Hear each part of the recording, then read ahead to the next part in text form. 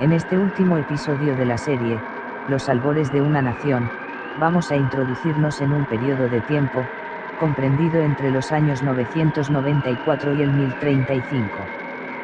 40 años que fueron muy intensos y plagados de acontecimientos muy importantes para el devenir de nuestra historia. Uno de los personajes más interesantes de este corto periodo de tiempo que vamos a ver en este capítulo final, es la figura de Sancho Garcés III el Mayor. Que a raíz de su testamento, surgieron los reinos de Castilla y Aragón, todo ello, en el año 1035 de nuestra era.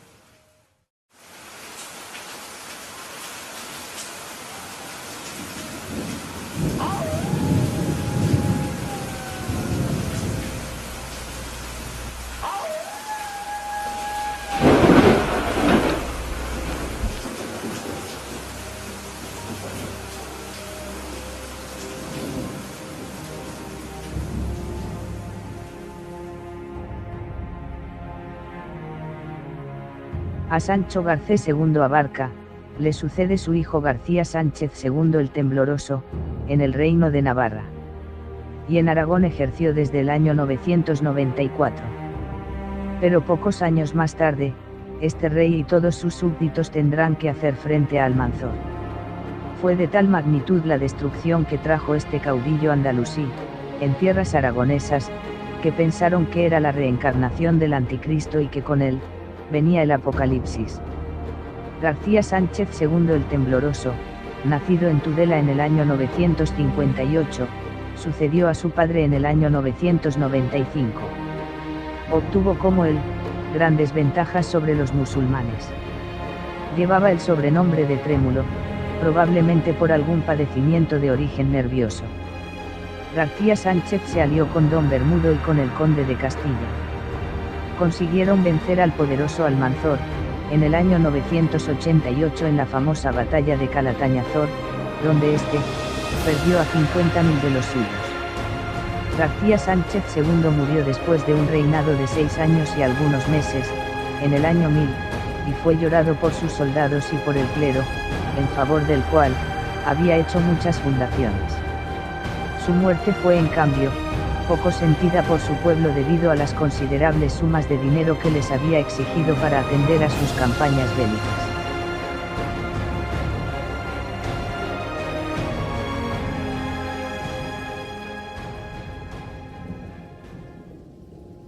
Vamos a ver ahora unos detalles sobre la muerte de Almanzor el Victorioso. En Calatañazor Almanzor perdió su tambor.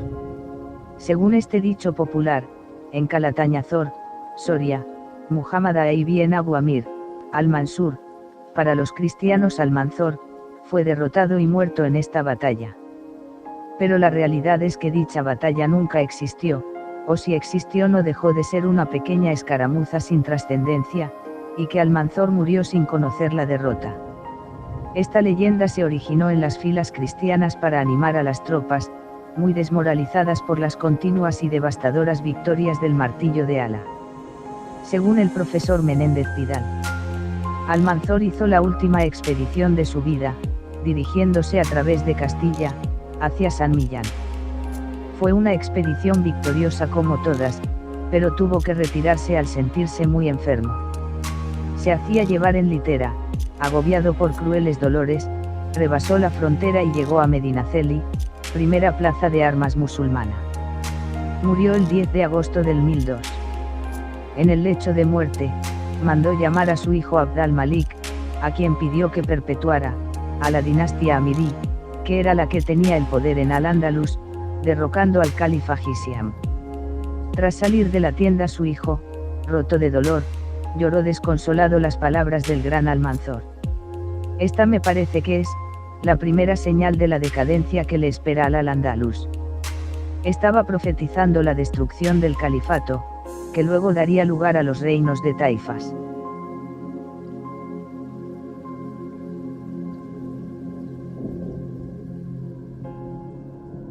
Al fin llegamos a la subida al trono navarro de Sancho Garcés III el Mayor que sucede en el año 1003 a García Sánchez II. Será este rey el que gracias a su testamento dará origen al reino de Aragón.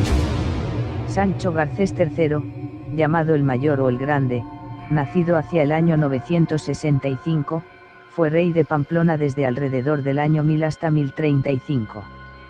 Suele denominársele erróneamente rey de Navarra, pero el reino de Pamplona no se convirtió en tal hasta 150 años después de su muerte. Tampoco fue, en contra de una cierta historiografía actual, rey de los vascones o de los vascos, pues ni se tuvo nunca por tal ni la expresión era concebible en su tiempo. Los términos vasco y vascón designaban a los habitantes de la orilla norte del Bidasoa. Similar confusión se da con la expresión País Vasco en una región donde habitaban los que se denominaban vascongados o habitantes de las vascongadas. País Vasco es un galicismo, Pays Basque, introducido en la lengua española a finales del siglo XIX. Sancho el Mayor era hijo del rey pamplonés García Sánchez II el Temblón y de una leonesa, doña Jimena. Por parte de padre era bisnieto de Fernán González, el fundador de Castilla, y nieto de la infanta castellana Urraca. Fue el más poderoso de los monarcas cristianos de su tiempo y consiguió extender su hegemonía política, en virtud de diversos títulos y derechos, por toda la España cristiana, desde León y Castilla hasta Aragón, Sobrarbe y la Ribagorza. La tradición dijo de él que asistió a la históricamente improbable batalla de Calatañazor, en el año 1002.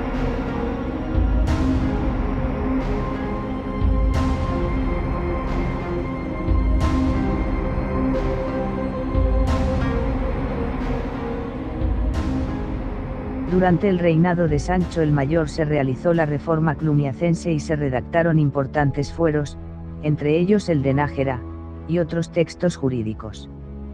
Fomentó la peregrinación a Santiago de Compostela e hizo seguros los caminos que hasta aquel entonces habían sido evitados por los peregrinos por miedo a los árabes. Esto facilitó el contacto con las corrientes culturales y artísticas del resto de Europa, lo que posibilitó, entre otros muchos efectos, el florecimiento del románico en torno al camino jacobeo. Sancho III el Mayor fue marido de doña Munia, también llamada doña Mayor, que era condesa de Castilla. Tuvo 5 hijos con ella, 3 varones que fueron, García III el de Nájera, Fernando I de Castilla y Gonzalo rey de Sobrarbe y la Ribagorza, territorios conquistados por su padre tras su devastación por Almanzor. Las 2 hembras que tuvo el monarca fueron, doña Sol y doña Jimena.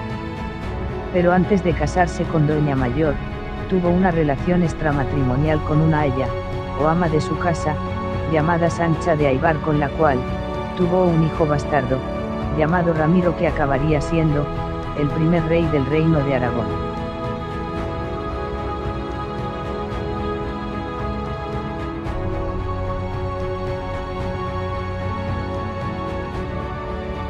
Al morir asesinado en el año 1029, García Sánchez, hijo y heredero del conde de Castilla, Sancho el Mayor ocupó en nombre de su esposa el condado castellano, que comprendía Álava y Vizcaya.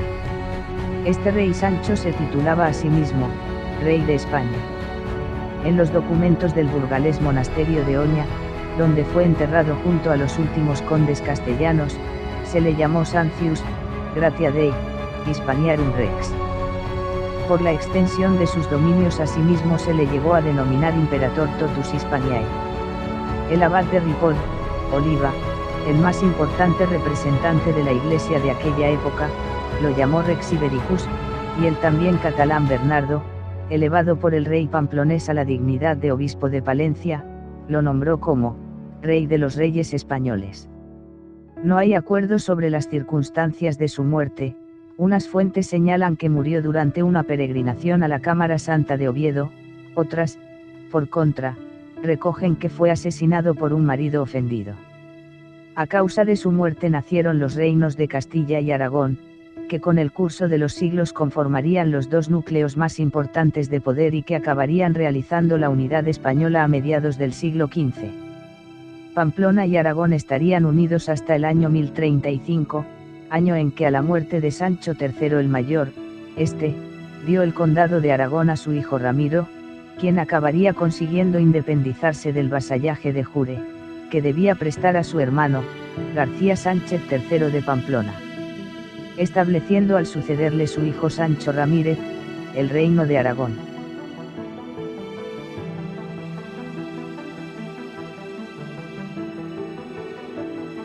Como resumen final a todo lo que hemos visto en estos 3 documentales dedicados al Condado de Aragón, he de puntualizar que lo más importante a mi juicio, de toda esta historia es, que Aragón al igual que todas las regiones españolas, fueron creaciones medievales cristianas. Con la finalidad de recuperar los territorios usurpados por el Islam. Estos reinos cristianos frenaron el avance musulmán por Europa. Antes de la invasión del año 711, las regiones españolas no existían como hoy las conocemos.